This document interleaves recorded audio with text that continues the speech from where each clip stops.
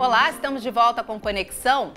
Um mal-estar frequente, aquela sensação de que os alimentos ingeridos estão retornando, tosse e até rouquidão. Esses e outros sintomas podem indicar que você sofre de refluxo gastroesofágico. A doença de nome complicado não deve ser tratada como um incômodo passageiro ou algo com o qual se convive normalmente, tomando um remédio aqui, outro ali para aliviar. Ela pode se agravar. Para sabermos mais sobre esse problema, eu converso com o Dr. Luiz Abraão, que é professor da UFRJ e membro da FBG, a Federação Brasileira de Gastroenterologia. Tudo bem? Sim, tudo ótimo. Seja bem-vindo, Dr. Luiz, ao Obrigado. Conexão. Olha, acho que para começar, seria interessante o senhor comentar, né? Esses problemas digestivos, eles têm surgido com maior frequência? Sim, nas últimas décadas nós temos registrado um aumento da incidência e da prevalência dos problemas digestivos, principalmente da doença do refluxo. Está num aumento vertiginoso, né? E a gente atribui isso a uma série de fatores do dia a dia que as pessoas têm modificado ao longo desses anos. Um deles, e mais importante, é o ganho de peso. Então, há uma epidemia de obesidade, não só nos países desenvolvidos, mas também a gente tem visto aqui, países em desenvolvimento, e até no Oriente, onde há um controle maior de alimentação e peso, a gente tem visto o aumento do peso médio da população, e isso traz a galope o aumento dos sintomas, não só no aparelho digestivo, mas que a gente tem falado, azia, regurgitação, o refluxo de todas as suas manifestações. Pois é, e assim, sempre que a gente come alguma coisa e não se sente bem, se isso se repete com frequência, é sinal de algo errado? Seria interessante já procurar uma consulta médica para investigar? Sim, se o sintoma for frequente, e a gente considera frequente mais de uma vez por semana, necessitando uso frequente de medicação ou manipulação de dieta, é preciso que procure o médico. E é importante você salientar isso até para os nossos espectadores, porque não há uma relação entre a intensidade do sintoma e o que está acontecendo por dentro. Isso é uma coisa que a gente enfatiza muito. Muitas vezes a pessoa sente uma azia ou outra, eventual, e vai ao médico, porque aquilo está um pouco mais frequente do que o habitual, e quando a gente vê, ele já tem uma lesão grave, né, vista a endoscopia. Então é importante que não negligencie o sintoma, a gente usa essa referência como mais de uma vez por semana, e também quando há algum indicativo que a gente chama de alarme, por exemplo,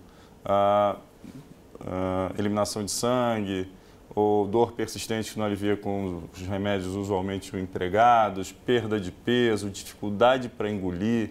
Quando há dificuldade para engolir também isso deve ser observado. Dor para engolir, são todos ditos sintomas de alarme. Aponta a necessidade de consultar um médico. Ok. Olha só, nós vamos exibir para você agora a reportagem que a equipe da PUC Minas Gerais, parceira do Canal Futura, fez sobre o refluxo. Vamos assistir. Você sente uma constante queimação após se alimentar? Isso pode ser mais do que uma simples azia. O refluxo gastroesofágico atinge cerca de 35 milhões de pessoas no Brasil, de acordo com a Faculdade de Medicina da USP. Quando comemos, a comida passa da garganta para o estômago através do esôfago.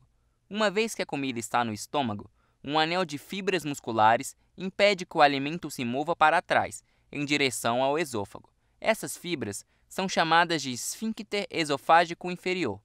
Se o esfíncter não fechar bem, tudo que a pessoa comeu, bebeu e até mesmo o suco gástrico usado na digestão pode vazar de volta para o esôfago. Quando Márcio descobriu que sofria de refluxo, precisou recorrer a uma cirurgia. A medicação não era mais suficiente. Comecei a ter muito refluxo à noite, quando eu começava a comer alguma coisa muito forte, muito assim, pesada à noite, aí o refluxo vinha durante a noite. O médico constatou a doença, aí passou o medicamento, né? Comecei a fazer 2 anos medicação, não estava dando certo.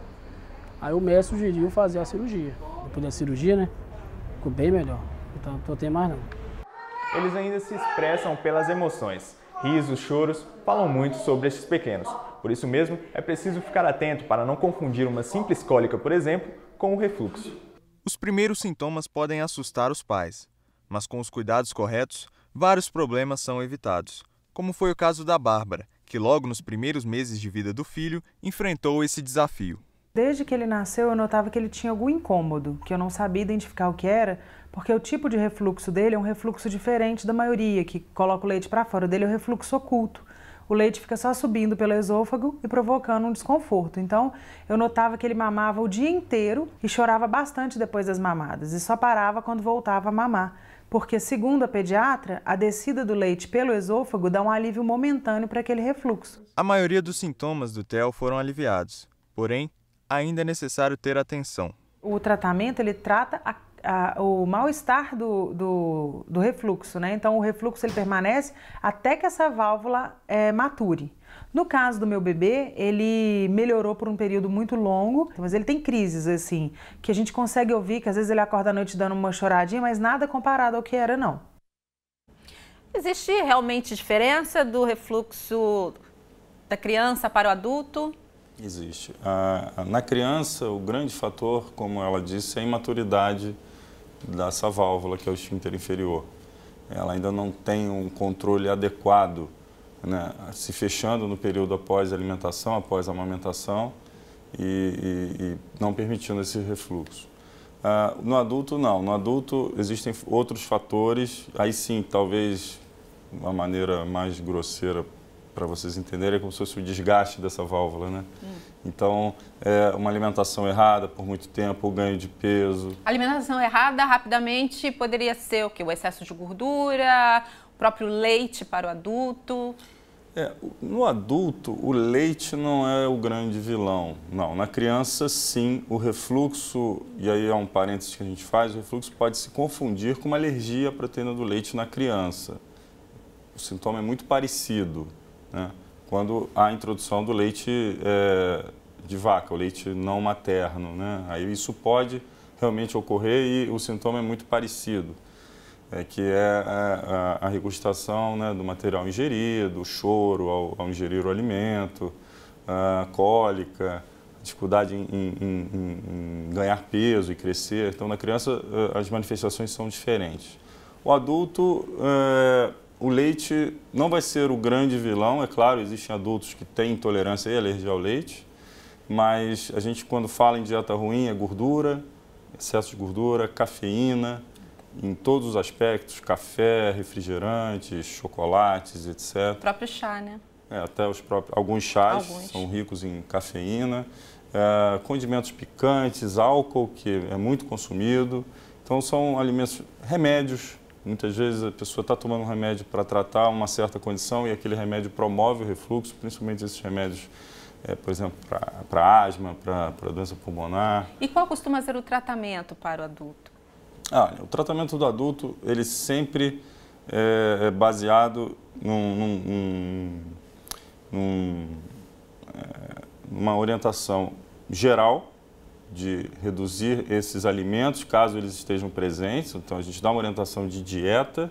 Naqueles indivíduos que estão acima do peso, a gente pede para que controlem o peso, reduzam o peso, que isso tem um impacto muito grande, principalmente no controle do longo prazo da doença, e medicação aí conforme cada forma de apresentação da doença. A doença se apresenta de várias formas e cada uma delas a gente vai usar um tipo de medicação com uma dose específica e um tempo também específico. Tá bom. Olha, já estamos caminhando para os minutos finais do programa. Só brevemente, alguns casos mais graves chegam ao ponto da cirurgia? Sim. Existe a forma complicada da doença em que você já tem uma estenose, uma úlcera, uma coisa chamada esôfago de Barrett, que talvez não seja muito do conhecimento geral, mas é quando há uma troca de epitélio do esôfago, que é uma lesão pré-cancerosa. E nessas situações, a cirurgia começa a ser uma opção, sim, né, para que a gente possa ter um controle mais rigoroso. Embora os remédios atuais também tenham um poder de controle da doença muito bom. Então, desculpa, a cirurgia não é um pequeno número de casos que a cirurgia vai ser indicada. Bom, doutor Luiz, muito obrigada pelas dicas e orientações que o senhor passou para a gente aqui no Conexão. Eu que agradeço. Tá, um abraço.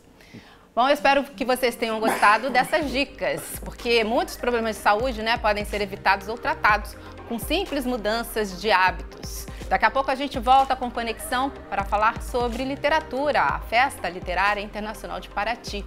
Você não pode perder. Até já!